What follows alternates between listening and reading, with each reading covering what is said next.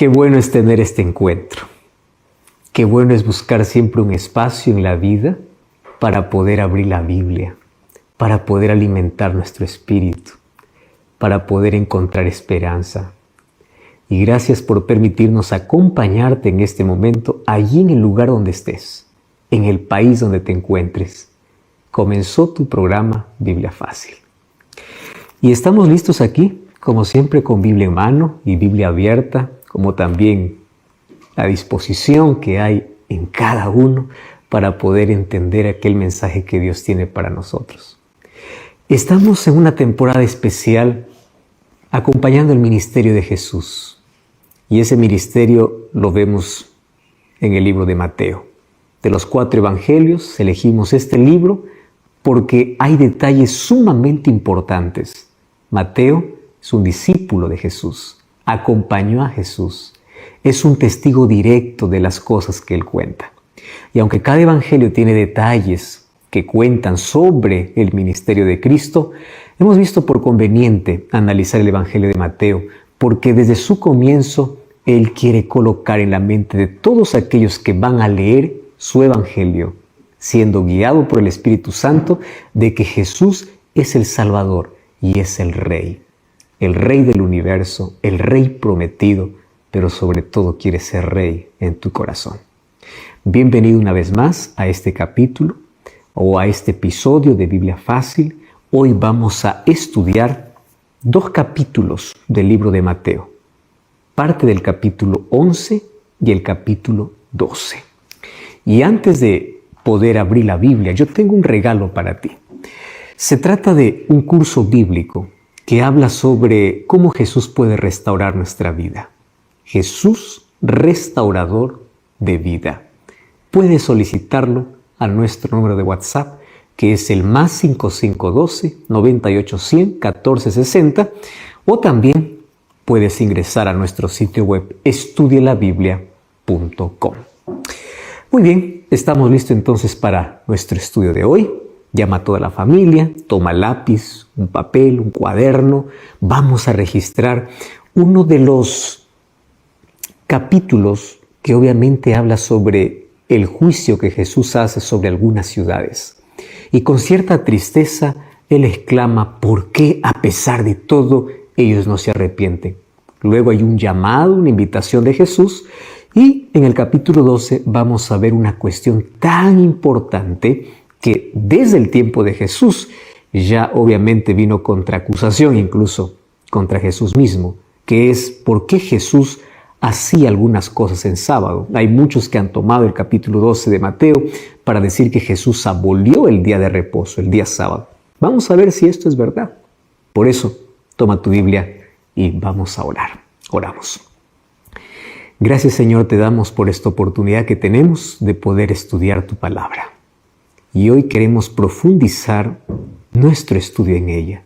Pedimos que tu Santo Espíritu pueda, como siempre, hablar a nuestro corazón, que puedas bendecir a tantas personas que están acompañándonos en este estudio y que tus promesas sean una realidad en nuestra vida. Ayúdanos a encontrar en ti paz, fortaleza y el descanso que necesitamos. Eso es lo que veremos hoy y pedimos que tu Espíritu Santo nos guíe en este estudio. En el nombre de Jesús. Amén. Vamos al libro de Mateo capítulo 11, versículo 20 hasta el versículo 24. Allí dice, entonces comenzó a reconvenir a las ciudades en las cuales había hecho muchos milagros porque no se habían arrepentido. ¿Sabes que aquí Jesús hace una denuncia muy fuerte? Resulta que él había favorecido a algunas ciudades más que a otras. ¿En qué sentido? En que en algunas ciudades hizo la mayor parte de sus milagros. Y los milagros, obviamente, para el pueblo constituyen un lenguaje mucho más convincente que las palabras. Estas ciudades recibieron todo. Y Jesús nunca reprocha sin haber agotado todos los métodos suaves de comunicación y de servicio. ¿Mas por qué viene este reproche? Dice, porque ellos no se habían arrepentido. ¿Y sabes qué cosa es extraño? Y eso es extraño, porque no habían rechazado los milagros. Cada vez que Jesús aparecía, La gente se amontonaba de su lado, llevándole toda clase de enfermos para que los sanara. Es decir, ellos sí querían los milagros. Tampoco rechazaban a Jesús. No hay un registro en que haya atentado contra la vida de Jesús, tanto en Nazaret o como en Jerusalén. El problema de estas ciudades era que aunque recibían a Jesús y aunque estaban dispuestos a ver milagros, el problema es que ellos no se arrepentían. Entregarse era el problema. Querían solamente recibir, pero no entregar ni siquiera sus pecados. Por eso no se arrepintieron. ¿Sabes que infelizmente hoy muchos buscan a Dios solo para pedir un milagro o solo para recibir una bendición, pero nunca para entregarse? No entregan su vida. Y cuando reciben una bendición de Dios, nunca agradecen. Mas sí, buscan a Dios solamente para recibir. Ese es el problema humano. Muchos inclusive entregan solo sus problemas a Dios, pero no están dispuestos a entregar sus vidas a Dios. Hoy hay tantas iglesias de iglesias llenas de personas vacías, porque solamente van para recibir, pero no para dar. Y el versículo 21 y versículo 22 dice: ay de ti, Corazín, ay de ti, Betsaida, porque si en Sidón se hubieran hecho los milagros que han sido hechos en vosotros, hace tiempo que se hubiesen arrepentido con cilicio y ceniza. Por tanto os digo que en el día del juicio será más tolerable el castigo para Tiro y para Sidón que para vosotras. Ay de ti, Corazín, ay de ti, Betsaida. Esta era una advertencia cargada con un sentimiento de dolor. No es un clamor de venganza, no es un deseo de castigo, porque la venganza es un sentimiento que nace en el corazón humano, que es egoísta y es pecador. En cambio, la piedad y la misericordia son propios de Jesús y de todos aquellos que siguen a Jesús. Pero después de esta advertencia viene la explicación. Y la explicación, ¿por qué la ruina para Corazín y para Betsaida? El problema era por la falta de arrepentimiento. O sea, a pesar de tanto milagro que vieron, a pesar de tantos milagros que se hizo en esas ciudades, nunca se arrepintieron. Y Jesús dice, si los mismos milagros hubiesen realizado, hubiesen sido hechos en Tiro y en Sidón, hace mucho que esas ciudades se habrían arrepentido. Quizás la misma experiencia de Nínive después de la predicación de Jonás nos puede ayudar a entender. ¿Qué cosa ocurrió? Porque resulta que parece que las personas que están más alejadas de Dios tienen más disposición de arrepentimiento que aquellos que se creen que están más cerca de Dios. ¿Será porque los más religiosos se sienten orgullosos de su religiosidad o de su religión? ¿Será porque la persona religiosa se insensibiliza en la rutina de lo formal? ¿No tiene raíces profundas? ¿No escucha más la voz del Espíritu Santo? Tú sabes que hay muchos religiosos que ya no son sensibles al llamado de Dios. Ya no escuchan, ya no sienten y viven una vida religiosa automática, tristemente lejos de Dios. Cumplen todas las reglas, pero no tienen amor a Dios. Y llega al punto de ignorar inclusive lo que Cristo puede hacer en su favor. Ahora dice que Jesús hacía los milagros para que la gente se arrepintiera, pero ellos no se arrepentían. La gente pensaba que el objetivo de los milagros era solamente otorgar sanidad, otorgar salud al enfermo. Solamente la gente estaba buscando salud, no salvación. Por eso es que la gente no se arrepentía. Ahora, ellos ni siquiera cuenta se daban de todo lo que Jesús hacía. Era para que ellos se arrepientan. Ahora fíjate, Jesús afirma lo siguiente. En el día del juicio será más tolerable el castigo para los de Tiro y Sidón, que eran ciudades fenicias, adoradores de Baal. Eran ciudades idólatras, pero no habían visto esos milagros. ¿Por qué? Jesús dice, porque ustedes tuvieron oportunidad de arrepentirse y no se arrepintieron.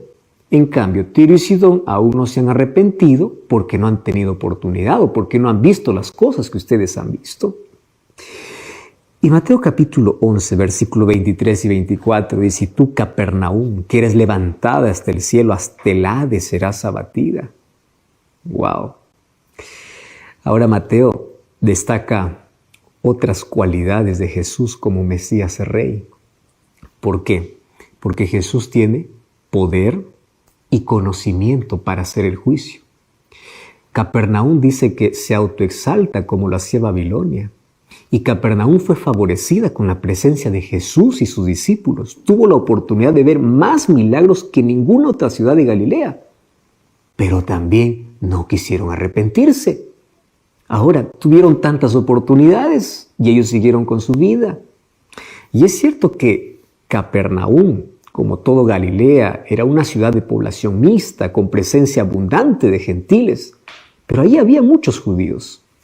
Y Jesús sabe que si se hubieran hecho esos mismos milagros, inclusive en Sodoma, esa ciudad, dice, permanecería hasta ahora. Ahora, ¿quién sabe de eso? Nadie más que Jesús. ¿Correcto? ¿Por qué? Jesús dice, el juicio sería más tolerable para esas ciudades que para Capernaum. Porque Capernaum recibió tantos milagros, se cree superior a todas, pero no hay arrepentimiento. En este dicho de Jesús aparecen tres asuntos relacionados: la revelación, la posesión de todas las cosas y la paz. Jesús posee la revelación. Mira lo que dice Mateo 11, 25 y 26. Dice, en aquel tiempo dijo Jesús, Padre, yo te alabo, Señor del cielo y de la tierra, porque escondiste estas cosas de los sabios y de los entendidos y los revelaste a los niños. Sí, Padre, porque así te agradó. Te alabo, Padre, dice Jesús. ¿Por qué? Porque la revelación que Jesús trajo fue dada a conocer a los que son como niños, no a los sabios e instruidos. Ahora, ¿por qué dice esto? ¿Es porque se trata de un mensaje ingenuo o de un conocimiento irracional que los sabios se dan cuenta y lo rechazan? No. La cuestión es más profunda. Se trata del conocimiento en sí. Se trata de la revelación que tiene un contenido. Ahora fíjate, aquí no tiene que ver con la capacidad de comprensión de los destinatarios, como si los que son como niños tuviesen mayor capacidad que los sabios y los instruidos. No se trata de eso. Tiene que ver, dice, con la voluntad de Dios. Ahora, Jesús dice, Padre, yo te alabo porque esta es tu voluntad. Y la voluntad del Padre es buena. Esa es una decisión del Padre. La voluntad del Padre y de Jesús, obviamente que están juntas en la revelación. Porque el Hijo comunica lo que el Padre revela. Y esa revelación va a ¿quiénes? A todos aquellos que son como niños. ¿Por qué no a los sabios o a los instruidos? ¿Acaso esta es una decisión injusta del Padre o está discriminando a los sabios e instruidos? No. La voluntad del Padre, como es buena, Él decide que primero la revelación del reino llegue a los que son como niños y después que pase recién a los instruidos. ¿Pero por qué? ¿Por qué a los que son como niños? Te explico por qué. Así como los niños que no saben, ellos se sienten ávidos por aprender. Y cuando alguien los enseña, están dispuestos a aprender. Y están dispuestos a creer. En cambio, los sabios no quieren aprender. ¿Por qué no quieren aprender? Porque creen que todo lo saben. Ahora, por eso es que los asuntos del reino son revelados a aquellos que están dispuestos a aprender. Y por el testimonio de aquellos que son como niños, o sea, por aquellos que están dispuestos a aprender, por el testimonio de ellos, los otros también comprenderán. Qué interesante. ¿Cuán dispuesto tienes tú o cuánta disposición tienes para poder aprender? Y el versículo 27 dice, mi Padre me ha entregado todas estas cosas. ¿Qué cosas? Las cosas del reino, las cosas de la salvación. Por eso Hechos 4:12 dice, no hay otro nombre bajo el cielo dado a los hombres en que podamos ser salvos. Porque todos los asuntos de la salvación están exclusivamente en las manos de Jesús.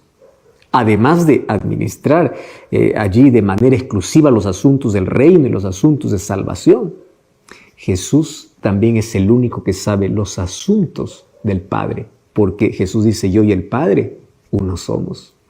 Y Mateo 11:27, allí dice, nadie conoce al Hijo sino el Padre, y nadie conoce al Padre sino el Hijo, y a quien al Hijo quiera revelarlo. La revelación del Padre está bajo la administración de Jesús, gracias a una relación exclusiva que existe entre ellos.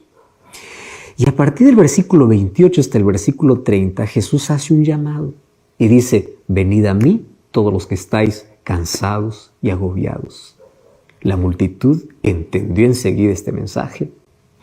¿Por qué? Porque los más religiosos sufrían su religión formal como una carga pesada que no les producía alivio, no les producía consuelo. Los pecadores y los publicanos sentían el peso del desprecio de los más religiosos, así que ellos ya no tenían ni siquiera esperanza.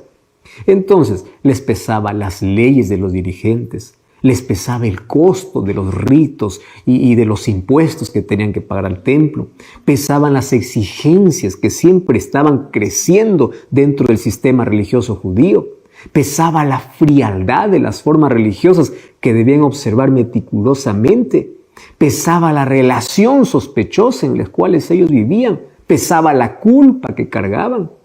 O sea, nada había que los pueda librar de la amargura y del peso que deja el pecado sin siquiera encontrar solución. Ellos estaban cansados, estaban agobiados. Y aquí esta invitación incluye a todos los seres humanos de todos los tiempos. ¿Cómo poder ignorar la marca que deja en el alma la culpa, el pecado? ¿Cómo poder ignorar la aflicción que surge allí en el ánimo triste después que uno ha desobedecido? ¿Cómo poder ignorar eso?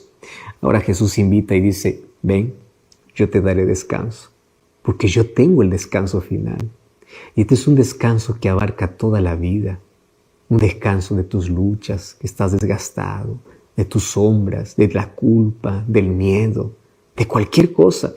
Y ahí dice, llevad mi yugo sobre vosotros. ¿Sabes que el yugo es un instrumento de madera que une a dos bueyes para que puedan caminar juntos? Y dice, mi yugo es fácil y ligera mi carga. Y aprende de mí de que soy manso y humilde de corazón. Yo sé comprenderlos, yo tengo el perdón, yo tengo la gracia. Conmigo tendrán la bondad y el amor, tendrán protección y refugio, tendrán salvación, tendrán vida eterna, tendrán consuelo, tendrán todo. Aprendan de mí. Mi yugo es fácil y ligera mi carga. Este es el secreto de la vida cristiana. El yugo sirve para unir dos bueyes y Jesús dice, yo quiero colocar mi yugo sobre ti para poder caminar juntos, para que en la medida que camines juntos aprendas de mí. No aprendas a cumplir un conjunto de reglas, sino aprende a vivir alegre. No pienses que la vida cristiana es una vida de obligaciones, es una vida de satisfacciones, pero eso lo descubres en la medida que dejas tus cargas en Jesús y en la medida que aprendes a caminar con Él.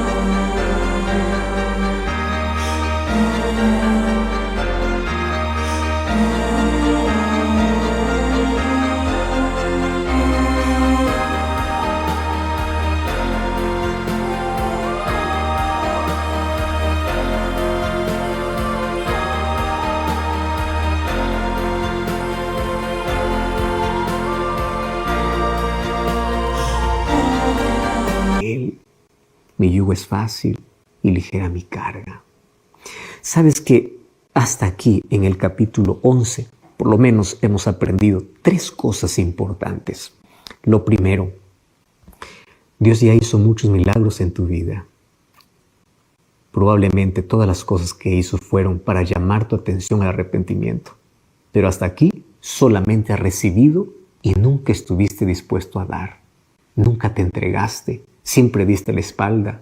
Y como ya mencioné, tenemos tantas iglesias llenas de personas vacías, de personas que solamente van a buscar algo, van a buscar bendición, van a buscar un milagro, pero no buscan salvación, no buscan a Jesús. Hay tanta gente que está en una iglesia solamente por un interés. Hay tanta gente que solamente está por un milagro. Hay tanta gente que está solo por prosperidad financiera, pero no por salvación. Y Jesús dice, ay de ti. Lo mismo que dijo sobre aquellas ciudades donde había hecho tantos milagros y no se había arrepentido. Hoy Jesús también te dice, ay de ti.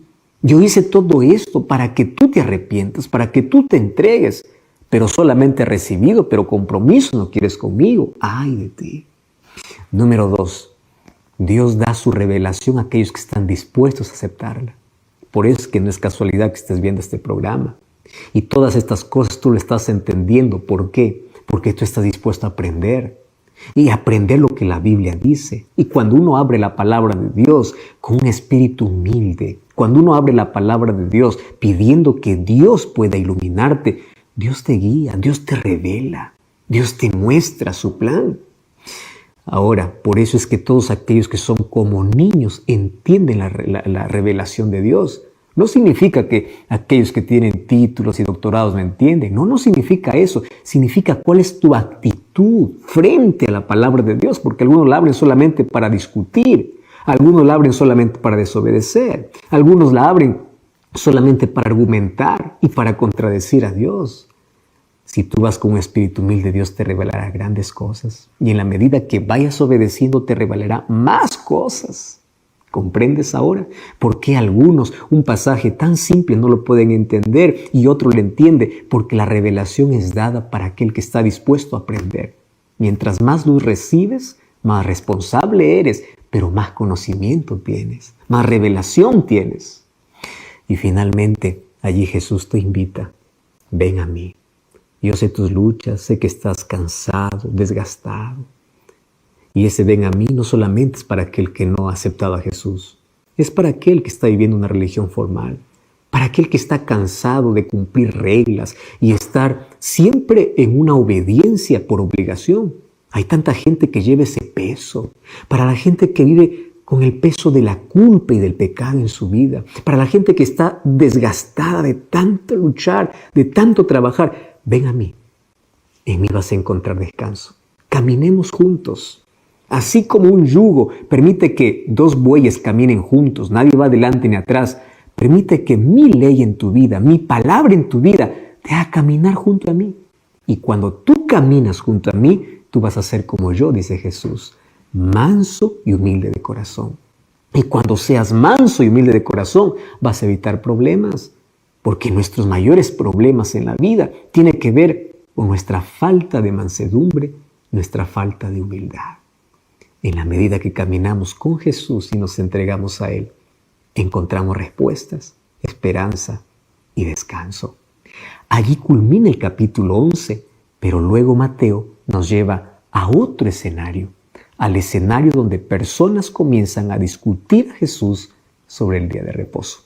Y eso es lo que veremos ahora. Un asunto interesante que Mateo escribe en el capítulo 12 tiene que ver con Jesús como el Señor del sábado.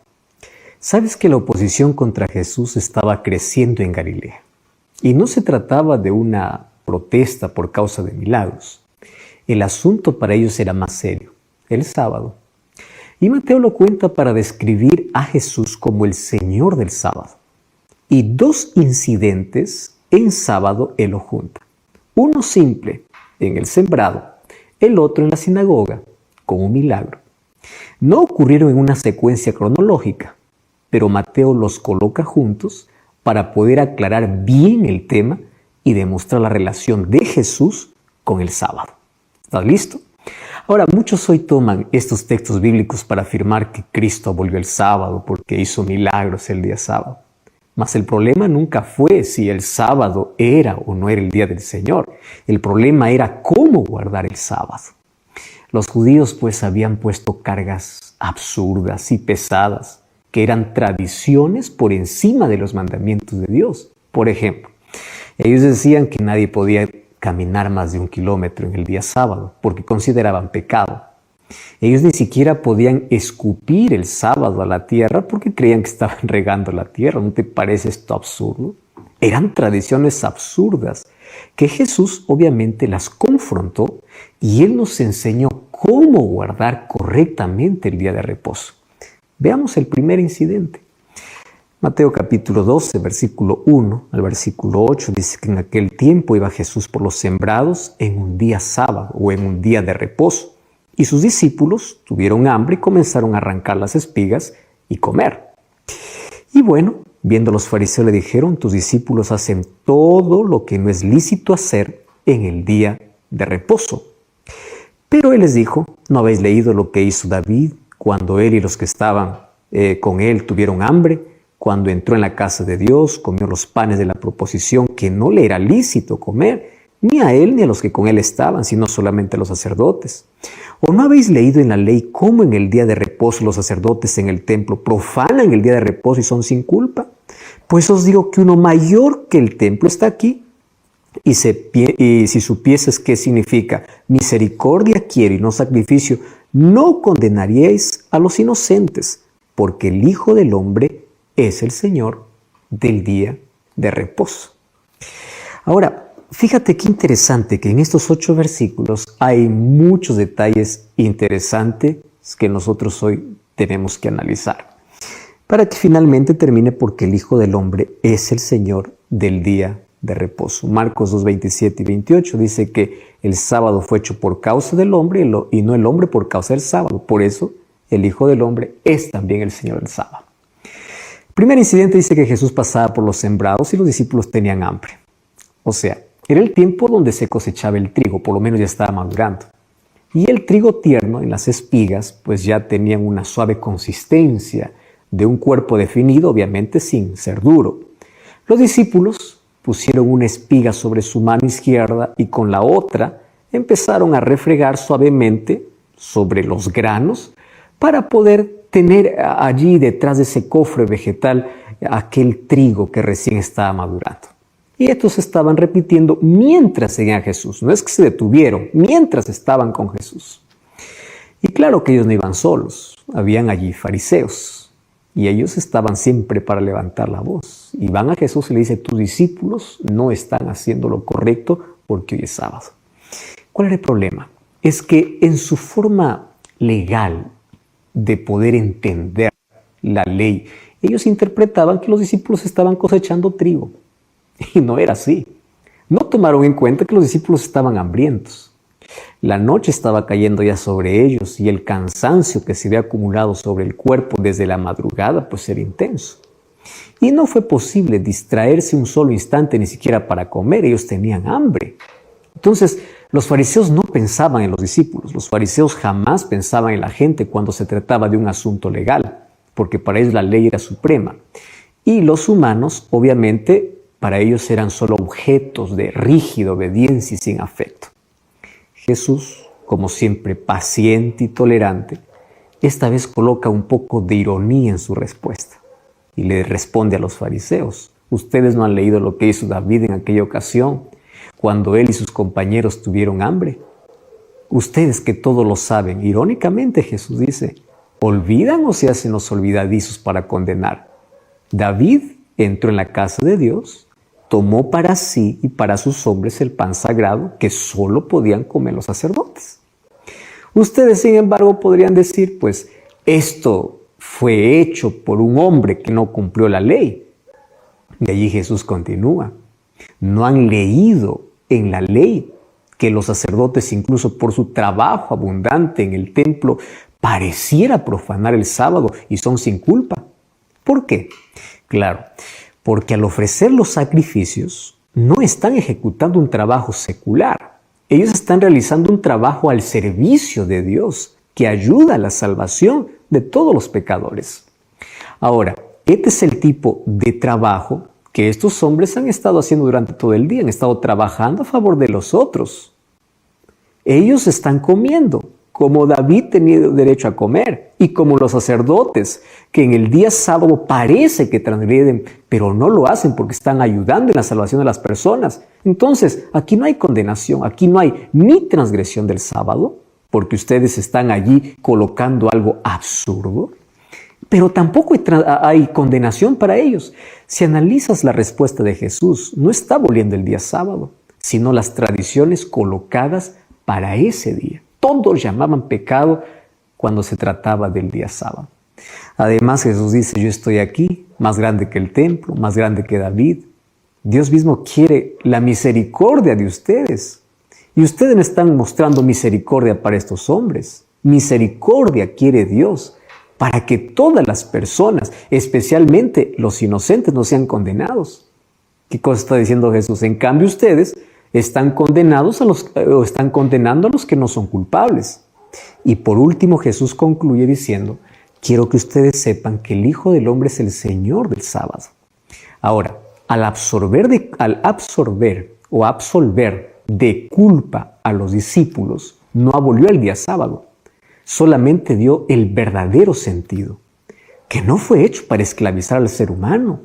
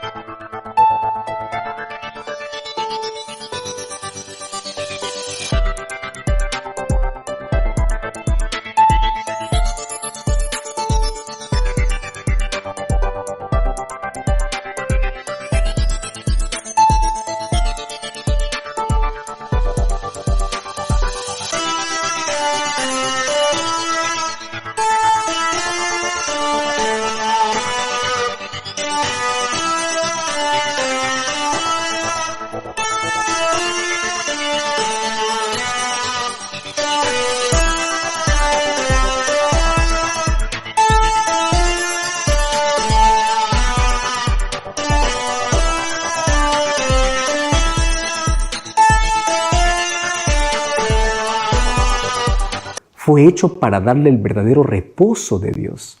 Aquí hay una diferencia enorme entre legalismo y amor. Tú puedes guardar los mandamientos pensando que la ley te salva, eso está equivocado. Pero tú puedes guardar los mandamientos como respuesta de tu amor a Dios. Eso es cristianismo. El segundo incidente lo encontramos en Mateo capítulo 12, versículo 9 hasta el versículo 14. Dice que pasando por allí, vio que en la sinagoga había uno que tenía seco la mano y preguntaron a Jesús para poder acusarle, ¿es lícito sanar en el día sábado? Y él les dice, ¿qué hombre de vosotros que tenga una oveja, si ésta cayere en un hoyo en el día sábado, no le echa mano y la levanta? ¿Cuánto más vale un hombre que una oveja? Por consiguiente, es lícito hacer el bien en el día sábado. Entonces dijo aquel hombre, extiende tu mano. Él extendió y fue restaurada, y los fariseos estaban enfurecidos que quisieron tanto destruir a Jesús. Mira hasta qué extremo llegaron estos hombres. En esta ocasión dice que Jesús entró en una sinagoga. Claro, en una sinagoga había muchos adoradores.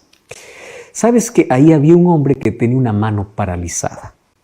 Y sus enemigos, como siempre estaban presentes, apenas lo vieron a Jesús, comenzaron a atacar a Jesús. Y con una pregunta, ¿es lícito sanar en sábado? Hasta ese momento Jesús no había hecho ni siquiera un ademán para poder hacer un milagro. Ahora, la pregunta que estaban haciendo los fariseos era pura provocación. Y sabes que con la intención de limitarlo o de condenarlo, le hicieron esta pregunta. Y Jesús les da una respuesta. Si una oveja de ustedes cae en un hoyo en el día sábado, ¿qué hacen? ¿Acaso no la sacan? Claro. Ahora, ¿cuánto más vale un hombre que una oveja? Y sepan bien, dice Jesús, que está permitido hacer el bien en el día sábado. Pero hay más. Fíjate lo que Jesús le está diciendo de manera indirecta. ¿Cómo piensan ustedes que en sábado no se puede hacer el bien a alguien? Cuando ustedes en sábado están pensando hacer el mal. Porque contra mí ustedes están pensando hacer mal, incluso en el día sábado. O sea, son rígidos con uno, pero con ustedes no. Y es allí donde Jesús hace el milagro. Extiende tu mano, le dijo al paralítico. y aquel que tenía la mano paralizada. Y se quedó sano. Los fariseos, pues aquí se veían como los malos perdedores. Y allí crearon una disputa en base a sus malas intenciones, porque Jesús les había sanado y porque obviamente ellos habían quedado mal delante de toda la gente, sin argumentos. Así que salieron de la sinagoga para tramar cómo matar a Jesús, y era sábado. Ahora, ¿tú crees que ellos eran esclavos del sábado? No, ellos eran esclavos del mal. Jesús estaba allí para librarlos del mal, porque Jesús solamente hacía el bien y Él es el Señor del sábado y nos mostró cómo guardar el sábado correctamente. ¿Cómo guardar el sábado? En Lucas 4:16, Jesús dice, o Él nos enseña que el sábado tenemos que ir al templo para adorar, porque era su costumbre ir a la sinagoga. Ahora, Jesús también nos enseña que los sábados es un día para hacer el bien, buscar personas afligidas para aliviar su dolor, visitar hospitales, encarcelados, o sea, todo aquello que sea de bien y que te lleve a una relación con Dios, con tu familia y con tu prójimo, también es una muestra de adoración a Dios. De eso se trata ese texto bíblico. Infelizmente, pues muchas personas tergiversan el texto y piensan que Jesús está aboliendo el día sábado. Jesús inclusive provocó 8 ocasiones para enseñar a todos ellos que el sábado, aún continuando vigente porque es parte de la ley de Dios, tiene que ser guardado correctamente, no con las tradiciones absurdas que ellos les habían colocado, sino debiera ser guardado con amor. ¿Por qué? Porque Dios no acepta una obediencia formal, una obediencia por amor. Y una obediencia por amor es aquel que busca adorar a Dios y hacer bien a los demás. La ley de Dios no fue abolida. No pienses eso de ninguna manera. Pero Jesús está aquí en contra de las tradiciones absurdas que se colocaron por encima de la ley de Dios. Y después de eso, Mateo nos cuenta 2 incidentes, de los cuales hoy muchas preguntas han surgido en tantas personas sinceras, porque luego va a hablar de un milagro más que Jesús hace y, como siempre, allí los fariseos negando la divinidad de Jesús, y allí Jesús coloca el pecado contra el Espíritu Santo. ¿Y cuál es ese pecado? ¿Será que yo ya habré pecado contra el Espíritu Santo? Es la pregunta que muchos se hacen. ¿En qué consiste el pecado contra el Espíritu Santo? La multitud dijo, ¿no será este el Hijo de David? El Espíritu Santo trabajando. O si estaban reconociéndolo como el Mesías. Pero ahí viene el enemigo. Y los fariseos dijeron así, no, por Belcebú, príncipe de los demonios, expulsa a demonios. ¿Sabes que su nombre en el Antiguo Testamento era Baal-Zebul, que significa Señor exaltado? Pero los israelitas, a manera de burla, lo llamaban Baal-Zebub, Señor de las moscas. Ahora, este dios junto a Dagón era uno de los dioses favoritos de los filisteos, que eran enemigos tradicionales del pueblo de Israel. Pero ¿quién era Jesús? ¿El hijo de David? Es decir, ¿el Mesías? ¿O era el príncipe de los demonios? ¿Era el más poderoso del universo o el más perverso del abismo? Y la respuesta de Jesús contiene 3 tipos de evidencias que definen su posición y su poder. Primero, la evidencia del reino dividido, que conduce a la afirmación de Jesús de que el reino de Dios había llegado para ellos. La otra es la evidencia de la blasfemia contra el Espíritu Santo, que conduce al pecado imperdonable.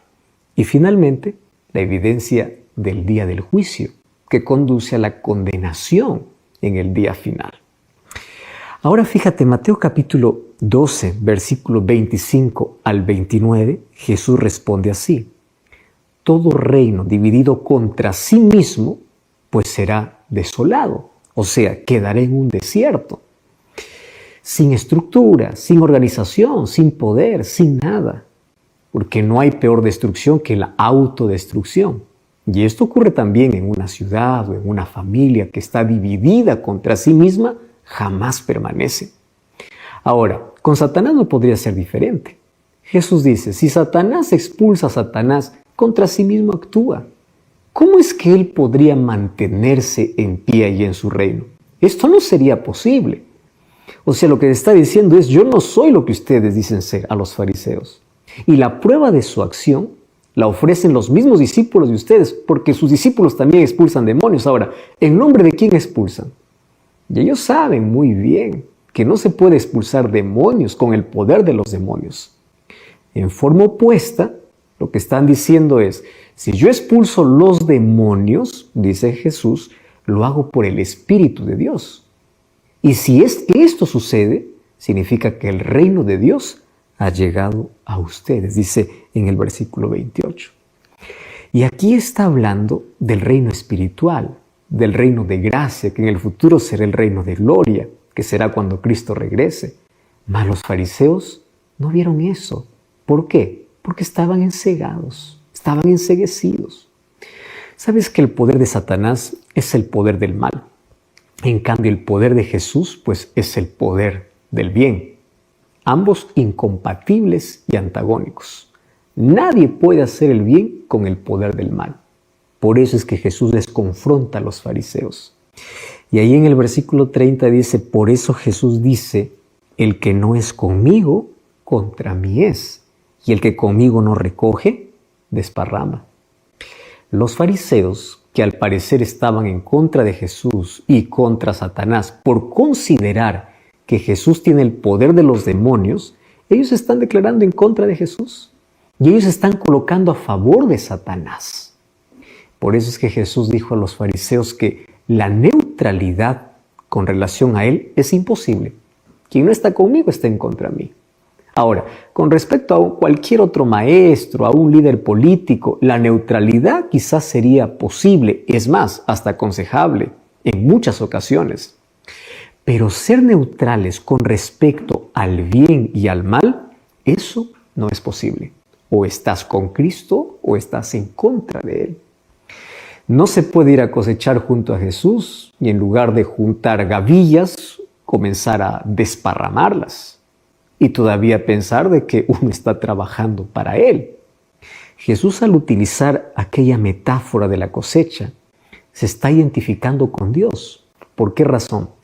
Porque en el Antiguo Testamento, la cosecha final es un trabajo que se atribuye a Dios, según Joel capítulo 3, versículo 3 y versículo 14. Entonces, Cristo aquí usa algunas expresiones. El que no es conmigo y el que conmigo no recoge. Y Él une la expresión anterior. ¿Y por qué? Porque aquí está hablando de actitudes de personas. Fíjate, aquellas personas que están con Cristo tienen que cosechar con Él o tienen que trabajar con Él. Además, aquí se coloca en un conflicto entre el bien y el mal y también la misión. No se puede decir, estoy con Cristo en la lucha contra el mal, pero no estoy dispuesto a trabajar en la misión que Él nos entregó. Ambas cosas van juntas. Por eso, quien está con Cristo está involucrado en la misión y no está desparramando, sino está juntando, está cosechando. Ahora, estar contra Jesús es un pecado, pero hay un pecado imperdonable, que es la blasfemia contra el Espíritu Santo. Y eso dice en el versículo 31. Si alguien como los fariseos dijera que el poder con el cual Jesús obra es el poder de Satanás, se le puede perdonar. Pero no se podría perdonar a nadie si dijera que el poder utilizado por el Espíritu Santo pertenece a Satanás. Eso sería una blasfemia contra el Espíritu Santo. O sea, no cualquier rechazo contra el Espíritu de blasfemia, sino la atribución de su obra al poder del demonio. Mientras este pecado no se cometa, pues el Espíritu continuará trabajando a favor del pecador. Porque en sí su obra, la obra del Espíritu Santo, es llevarnos al arrepentimiento, no importa dónde hayamos caído. El problema es cuando nos volvemos sordos ante su voz. Y cuando en lugar de escuchar su voz, nos entregamos bajo el dominio de Satanás. Ahí comienza un problema mayor. Ahora fíjate, a partir del versículo 36 y versículo 37, Jesús dice, en el día de juicio, todos tendrán que dar cuenta incluso de cada palabra que hayan dicho. Ahora, La absolución dependerá de la relación que hayamos tenido con Jesús, porque es Jesús quien marca la división entre los buenos y los malos. Él es quien vence el mal, y por eso es que los que hacen el mal son condenados. ¿Y por qué son condenados? ¿Por qué no han vencido el mal? Porque no han estado unidos a Jesús. Y serán condenados también ¿quiénes? Aquellos que rechazan el Evangelio. Eso dice el capítulo 10, versículo 15. Los que no se arrepienten, según Mateo 11, 21 al 24. Y los que no escuchan, o sea, los que no aceptan la palabra, según Mateo capítulo 12, versículo 41 y versículo 42. Todos ellos recibirán condenación, ¿cuándo? En el día del juicio. Entonces, aquí recapitulando, lo que está diciendo Jesús después de haber realizado este milagro es algo que todos necesitamos comprender. El pecado contra el Espíritu Santo es gradual. Primero, no se trata de un acto, no se trata de un hecho. Se trata de algo constante, donde el ser humano cada vez va cerrándose ante la influencia del Espíritu Santo. Primero tenemos que comprender que la labor del Espíritu Santo, el trabajo del Espíritu Santo, es convencer al pecador de su pecado y llevarlo al arrepentimiento.